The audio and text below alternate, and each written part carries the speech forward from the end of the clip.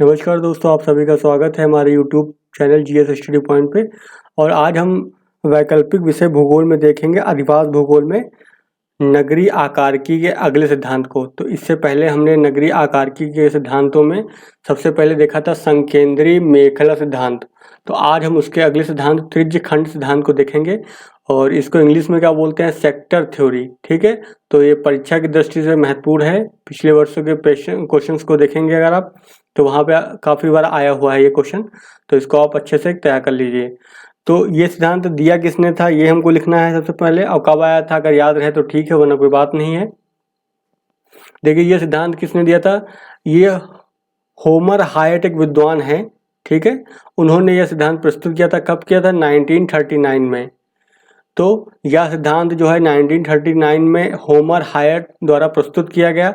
यह सिद्धांत जो है 142 अमेरिकी नगरों की संरचना के अध्ययन पर आधारित, यानी कि ये सिद्धांत जो है किसी अध्ययन पर आधारित है। ठीक है, और जो अमेरिका के 142 नगर हैं उनके अध्ययन पर ये किया गया था और उसके बाद सिद्धांत प्रस्तुत किया गया था होमर हायट के द्वारा।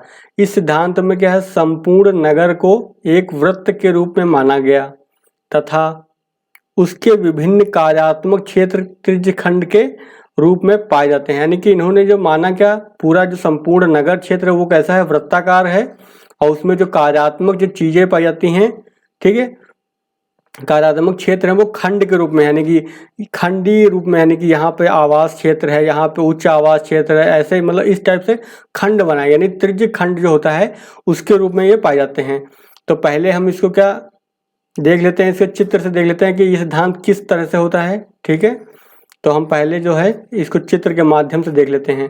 तो ये देखिए चित्र है, इन्होंने क्या बोला है, जो नगर का आकार है वो कैसा है, वृत्ताकार है। देखिए वृत्ताकार है ये, ठीक है, तो ये आकार कैसा है, नगर का वृत्ताकार है, और इसमें जो चीजें पाई जा रही हैं वो कैसे, खंड के रूप में, यानी सेक्टर बने हुए हैं। यानी ये 1 नंबर का सेक्टर है। 1 नंबर में क्या है, इन्होंने बोला है कि केंद्रीय व्यापारिक क्षेत्र, यानी कि CBD, सेंट्रल बिजनेस डिस्ट्रिक्ट बोलते हैं जिसको है, वो है। ठीक है, फिर उसी के आसपास क्या है, ये जो परिवहन मार्ग हैं, ठीक है, मान लो को हाईवे है, रोड है, कहने का मतलब, तो जो विभिन्न प्रकार के जो अन्य गतिविधियां हैं वो इन्हीं जो परिवहन मार्गों के साथ साथ जो है नगर के विकास के साथ साथ जो है बाहर की ओर फैलती जाती हैं। देखिए जैसे 2 नंबर ये क्या दिया रखा, 2 नंबर जो है थोक व्यापार और हल्के उद्योग के लिए दिखाया गया है। 3 नंबर जो दिखाया गया है वो किसको दिखाया गया, निम्न वर्गीय आवास को दिखाया गया, यानी यहाँ पे इस क्षेत्र में जो है निम्न वर्ग के आवास होंगे।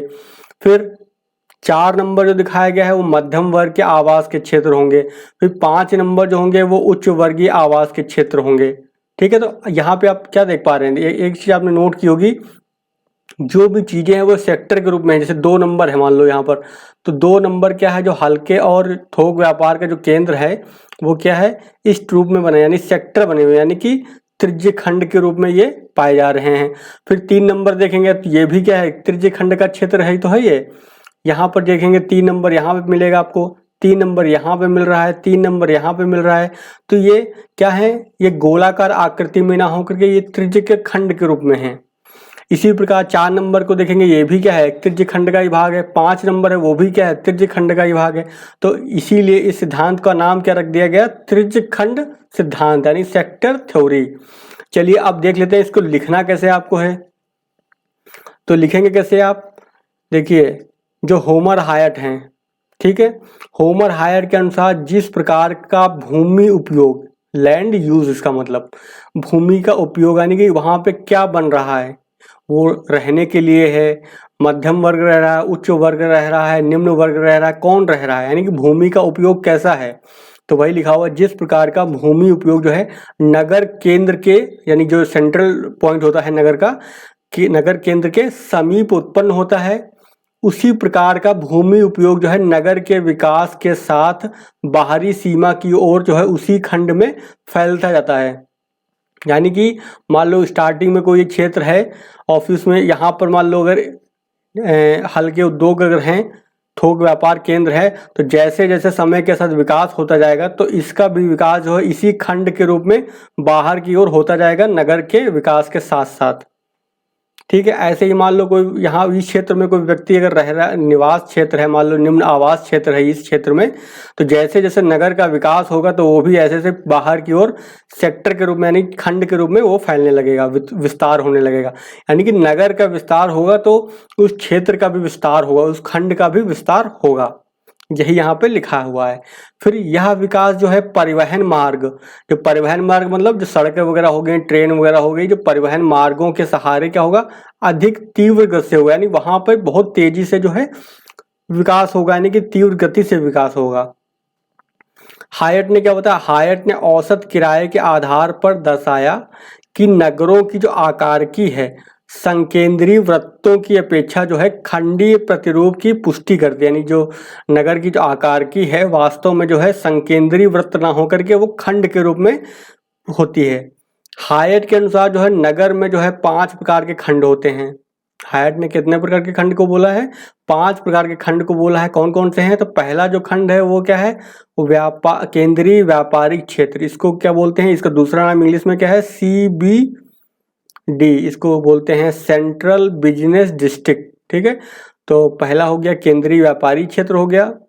दूसरा क्या, थोक व्यापार एवं हल्के उद्योग, यानी इस क्षेत्र में क्या होगा, थोक व्यापार का कार्य होगा, होलसेल ट्रेडिंग होगी मतलब, और साथ ही में हल्के उद्योग जो कुछ जो हल्के फुल्के उद्योग होंगे उनके वो भी यहाँ पाए जाएंगे। फिर तीसरे में क्या होगा, निम्न वर्गीय आवास यहाँ पे मिलेगा, यहाँ पे ये लेबर क्लास रहेगा जो इन हल्के उद्योगों में कार्य करते हैं और थोक व्यापार में संलग्न होते हैं ये। फिर उसके बाद जो मध्यम यानी मिडिल क्लास रहेगा, मध्यम वर्गीय आवास बताया इन्होंने। और पांचवा इन्होंने क्या बताया है, उच्च वर्गीय आवास की बात की इन्होंने। ठीक है, फिर जो इन्होंने अपना सिद्धांत प्रस्तुत किया था उसके लिए कुछ मान्यताएं मानी हैं। तो इस सिद्धांत की जो है निम्नलिखित मान्यताएं हैं, तो देख लेते हैं बारी बारी से जो प्रमुख मान्यताएं हैं उनको। तो पहली मान्यता इन्होंने ये बताई है कि जो उच्च कोटि के जो आवास स्थान होते हैं, निवास स्थान होते हैं, वो क्या होते हैं, परिवहन मार्गों तथा उद्योगों के निकट होते हैं। ठीक है, जो परिवहन मार्ग होते हैं और जो उद्योग होते हैं वहाँ उनके पास, उन्हीं के पास ये आवास पाए जाते हैं। दूसरा क्या मान्यता है इनकी, उच्च वर्गीय आवास प्रायः उच्च भूमि पर होते हैं जहां बाढ़ का खतरा नहीं होता है, क्योंकि उच्च वर्गीय आवास जो होता है जहां पे जो भूमि का मूल्य होता है वो अधिक होता है। ठीक है, वहां पे इनके आवास पाए जाते हैं जहां पे वो बाढ़ नहीं आती, क्योंकि बाढ़ का खतरा कहाँ पे होगा, जहां निचले जो भाग होंगे, जो नदी घाटी के आसपास का क्षेत्र होता है, जो निचला क्षेत्र होता है वहां पे जल जमाव की समस्या होती है। तो जो उच्च वर्गीय आवास पाए जाते हैं वो कहाँ पाए जाते हैं मुख्य रूप से, वो मुख्य रूप से जो ऊंचे भाग होते हैं जो बाढ़ के खतरे में नहीं होते हैं। ठीक है, बाढ़ का खतरा वहां पे नहीं पाया जाता है। अगला क्या है, औद्योगिक क्षेत्र जो है केंद्रीय व्यापारिक कटिबंध के चारों ओर वृत्ताकार रूप में विकसित न होकर परिवहन मार्गों के निकट तथा नगर के बाह्य भागों में होते हैं। तो जो औद्योगिक क्षेत्र होते हैं यानी जहाँ पे मैन्युफैक्चरिंग होती है, तो अगर CBD मान लो ये है नगर के केंद्र में है, तो इसके चारों ओर जो है वृत्ताकार रूप में ना होकर के जो रास्ते होते हैं, जो मार्ग होते हैं, उनके सहारे सहारे वो पाए जाते हैं, कहने का मतलब। ठीक है, या फिर नगर के जो बाहरी हिस्से होते हैं वहाँ मिलेंगे। क्यों, क्योंकि उद्योग होते हैं तो उद्योग के लिए क्या ज़्यादा ज़मीन चाहिए होती है और पर्यावरण की समस्याएं भी होती हैं। तो ऐसे में क्या होता है, उद्योग वहाँ पे स्थापित होते हैं जहाँ पे ज़मीन सस्ती होती है, पर्यावरण की समस्या नहीं होती। शहरों के बीच में अंदर होगा तो पर्यावरण की वहाँ पे समस्या भी होती है, तो इन्वायरमेंट क्लियरेंस वगैरह लेने में दिक्कत आती है वहाँ पर है। फिर अगला क्या उन्होंने बताया मान्यता, उच्च वर्गीय आवास क्षेत्र जो है प्रायः समुदाय के नेताओं, यानी समुदाय का जो नेता होता है, उच्चाधिकारी होते हैं, धनवानों के भवनों के निकट पाए जाते हैं, यानी उच्च वर्गीय आवास जो है इन क्षेत्रों में पाए जाते हैं। अगली पांचवी मान्यता क्या है इनकी, उच्च वर्गीय जो आवास क्षेत्र एक या एक से अधिक त्रिज्य खंडों में होते हैं। तो या तो एक त्रिज्य खंड में हो सकता है या फिर एक से अधिक त्रिज्य खंडों में ये पाए जा सकते हैं।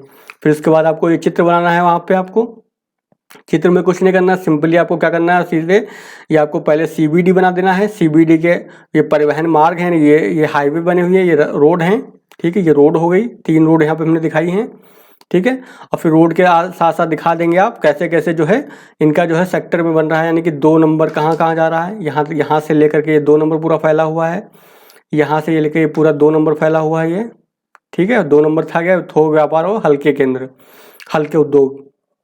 फिर इन्हीं के जो थोक व्यापार और हल्के उद्योग हैं उन्हीं के साथ साथ क्या मिलेगा आपको, निम्न वर्ग के आवास मिल जाएंगे। तो उसी के साथ साथ आप क्या बना देंगे, निम्न वर्ग के आवास को बना देंगे आप, ठीक है। ये जैसे निम्न वर्ग के आवास बना देंगे।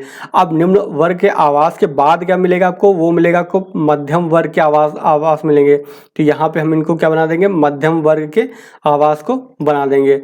फिर जो उच्च वर्ग का आवास होता है तो वो रोड के सहारे सारा पाता है, ठीक है। तो ये जो पांचवा दिखाया गया है, यहाँ पे क्या दिखाया गया है, ये उच्च वर्ग के आवास क्षेत्र को दर्शाता है, ठीक है। तो इसमें बस इतना ही करना है।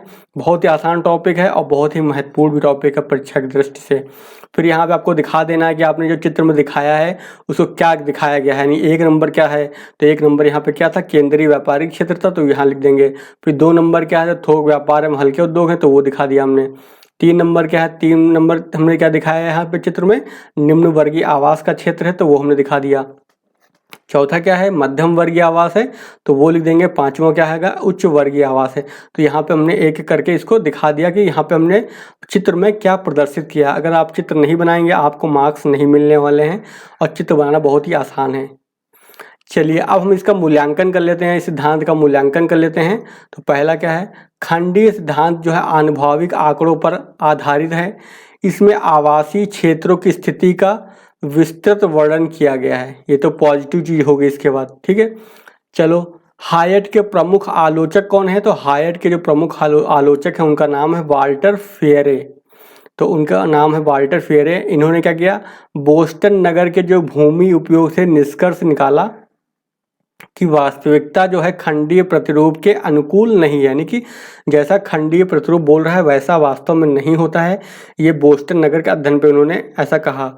इनके अनुसार जो है हायट ने जो है भूमि उपयोग के निर्धारण में जो है सामाजिक व सांस्कृतिक कारकों की भूमिका को समुचित स्थान नहीं दिया, यानी कि कोई भी उद्योग कहाँ पे लगेगा, कोई भी व्यक्ति कहाँ पे, निम्न वर्ग के आवास कहाँ बनेंगे, मध्यम वर्ग के आवास कहाँ बनेंगे, उच्च वर्ग के आवास कहाँ बनेंगे, इन सब कारकों में जो है सामाजिक और जो सांस्कृतिक भूमिका होती है उनकी क्या की अवहेलना की, यानी कि उसको नज़रअंदाज किया है। तो ये इन्होंने इसकी आलोचना इस आधार पे की है, ठीक है।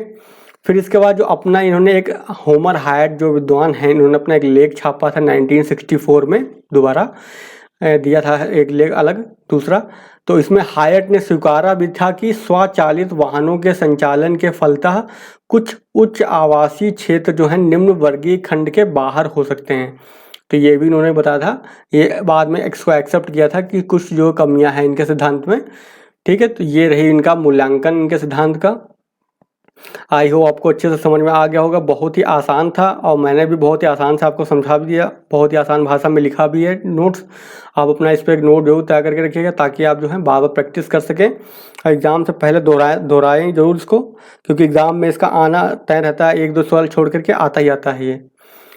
तो चलिए आज का वीडियो हम यहीं पे ख़त्म करते हैं, और अगर वीडियो आपको पसंद आया हो तो वीडियो को लाइक जरूर करिएगा।